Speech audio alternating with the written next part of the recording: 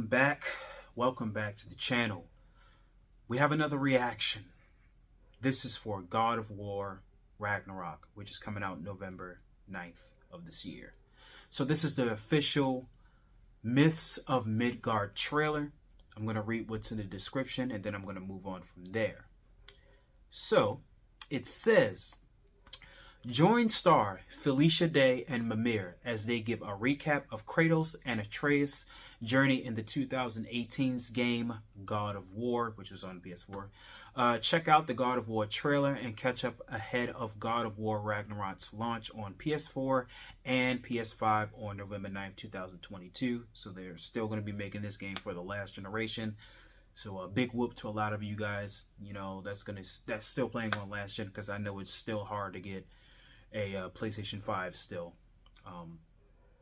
I don't know why, but I'm quite sure I know why, but it's just sorry, that's my laptop. What is that saying? Oh yeah, it's so many scammers still, and a lot of consoles are not still being sold in stores currently. So you're just gonna have to wait for quite some time until they restock up or do whatever. So let's take a look at this trailer, man. See what we got going on, because I'm ready for this game, man. Now, matter of fact, this is one of the most, I don't know if I said this already, but I'm going to say it again, even if I haven't. This is one of the most anticipated games that I've been waiting for.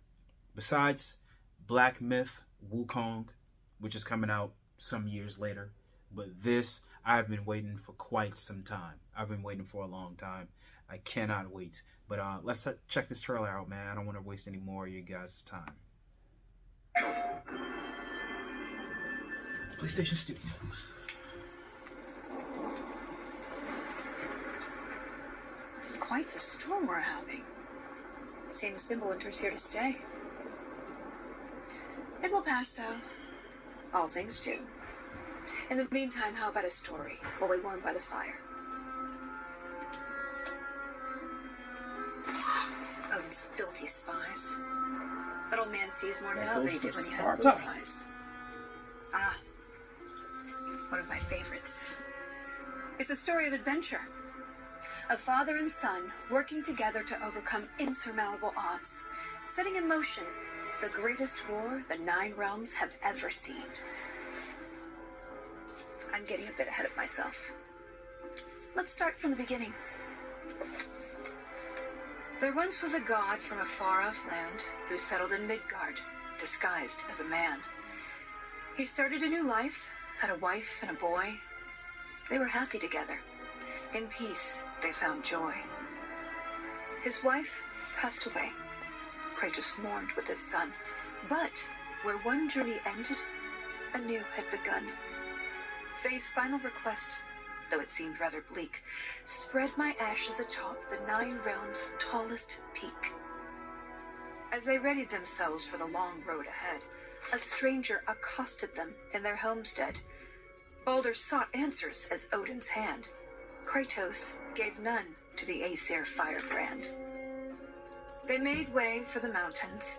Kratos taught the boy skills, keeping godhood a secret but training to kill.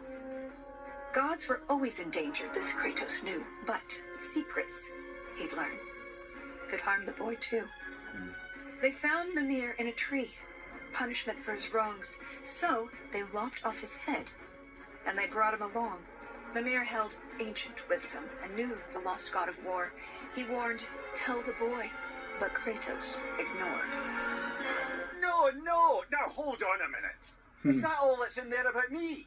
Something to add? Actually, yes, I do. You see, Odin, in all of his dreadfully paranoid wisdom, trapped me in that bloody tree for perceived wrongs. And I led quite the colourful life before even meeting him. It all started when I was just a lad in the service of a great fairy king. Riveting stuff, really. We'll have to get back to that later. No, don't turn the page. I wasn't finished. If Mimir were telling the story, we'd be here all day. Yeah. Anyways, they met Freya, masquerading as a witch in the woods. A god knows a god. She would aid where she could. She cautioned, you must tell your son he's divine. But Kratos dismissed her. He'd regret this in time. On the road, Baldur's allies, Thor's sons, attacked. Something snapped in Atreus as he tried to fight back. The Aesir lost the battle, but Atreus fell too.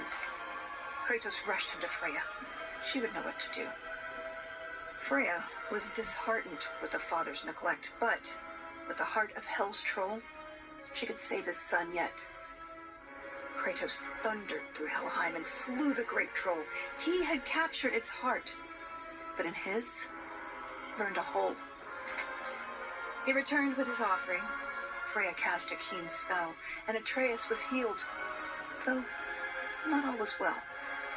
Kratos sat with his son, and for once he was true, revealing he was a god, and Atreus was too. Boy, Delighted at first, it seemed all would go smoothly. Then arrogance followed and bent Atreus toward cruelty. With tensions flared, Baldur preyed on their discord, casting back into Helheim Kratos and his ward.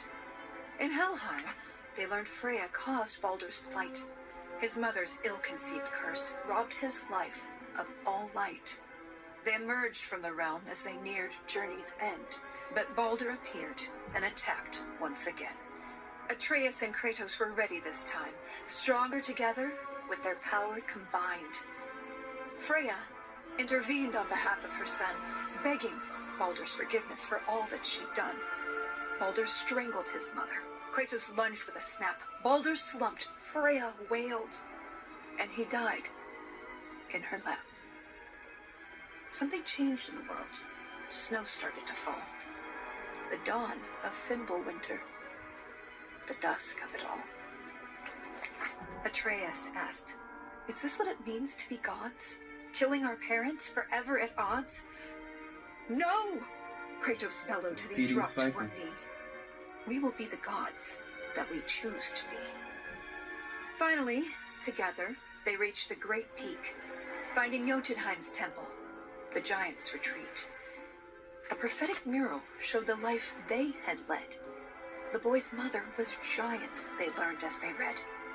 Atreus walked to the cliffside. Kratos eyed the wall slowly. Beneath the boy's picture, a name was etched. Loki. They scattered her ashes and watched as they lifted. Over rolling red hills, the wind danced, and it drifted. Standing side by side, feeling hopeful and new, the boy was at peace. And the father was too.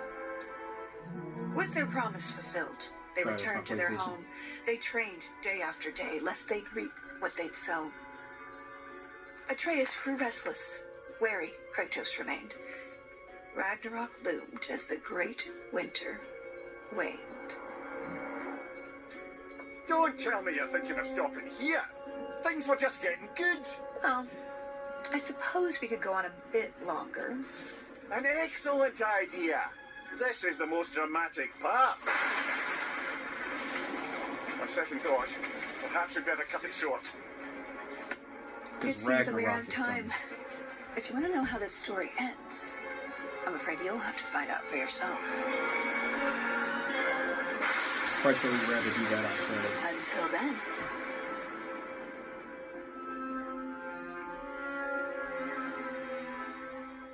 PlayStation.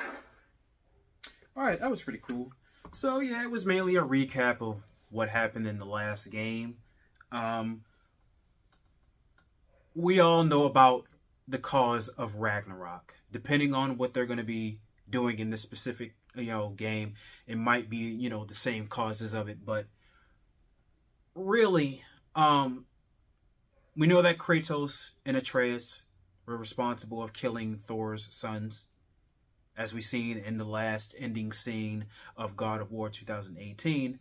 Thor shows up into the home of Atreus and Kratos to seek revenge, and I'm quite sure a lot of you are quite sure with me as well, that Thor is going to whip Kratos' ass. He's going to beat the living shit out of him. I mean, to be honest, I will want that to happen in a couple of seconds of that game. Just Thor just beating the shit out of Kratos. Maybe I don't want it, but it would be hilarious to me. But also, Freya still has it as well for Kratos, because he killed her son, even though her son tried to kill him, which really doesn't make sense. But even though she's the cause of her son's pain and as well as the curse. So, yeah, we're going to see Freya again. If you saw the actual God of War trailer, there was I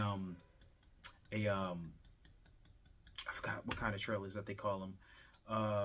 You know, those scene trailers that they gave out, you know, not too long ago. That shows that she was in the trailer for a couple of seconds. So yeah, Mimir's gonna be in there again. He's an awesome character, but he can drag along stories for way too long. But that's if Atreus asks him any types of questions, and then they can go on a long tangent about a conversation. But also, I wanted to point out the repeating cycles of son killing their fathers when it comes to this game, because before, you know, we knew that Kratos was a god. He was born from the gods. His father was Zeus. So if we really can say that it was a family affair, that Kratos in the beginning games of God of War, if you know its history, which I'm quite sure we all know, he killed, you know, pretty much a lot of people from his family, you know, from Ares to Hercules to Hermes to Helios to Zeus, his father. And that comes with that repeating cycle that father always in these types of situations have to kill their son. I mean, Zeus had to kill his father, Kronos. So now it's in the scriptures, or so can we say it's like a prophecy that Loki is going to have to kill Kratos, which I don't know if it's going to get into that, you know, particular part, but I believe that Atreus is way too young for it to happen. In case anyway, we don't know how powerful that he's going to be in this game, but specifically, I don't really think that he's gonna, you know, have the strength and the strategic mindset in order to kill his father. But I believe they are going to break that cycle of father, you know, son is going to kill the father. I think they're going to be the first ones to break that cycle within that whole entire family. But God of War Ragnarok, man, it's I believe it's going to be an amazing game. I'm not really expecting it to be like hands down like the game of the year. I mean, I think it's going to give game of the year vibes to it, but I don't know, because, you know, how, I mean, 2018, it was a game of the year. I don't know how this specifically is going to be. I think it's going to be a follow-up, but not so much better than the first God of War on PS4. But I think it's a up-and-coming contestant because there was another game that came. I actually saw a fact that Marvel's Spider-Man for the PlayStation 4 sold a lot of copies, and it was behind God of War 2018. I looked up that as well. I don't know how many copies this is going to sell, but I don't think a lot of people are going to get physical copies, because physical copies are kind of dying, especially when it comes to GameStop nowadays. I think a lot of people are going to buy it digitally. I will be buying it digitally, but who knows, man. But yeah, God of War Ragnarok, I cannot wait for this. I cannot wait for the journey of Dad and Loki. You know, this is the game, Dad of Loki, or whatever you want to call it. But I cannot wait for the continued story of Kratos and Atreus and see where they go from there. Dealing with Thor, dealing with Freya. I don't think Thor is going to be the big baddie. Someone is going to come along and be the big baddie for this, this game. I don't think it's really going to be Thor. But yeah, here it turned on. But yeah, that's probably it. But I'm gonna wrap it up here. This was God of War Ragnarok official Myths of Midgard trailer. Hopefully you guys enjoyed this one. I'm sorry if I made it a bit too long, but yeah, I wanted to talk about it a bit because this game is coming out November 9th of 2022. So on the way out, make sure you like, share, subscribe to the channel if you haven't already. Hit that notification bell for more content in the future, as well as if you want to follow my social medias, the links will be in the description box below. Other than that, I will talk to you guys later. I'm out.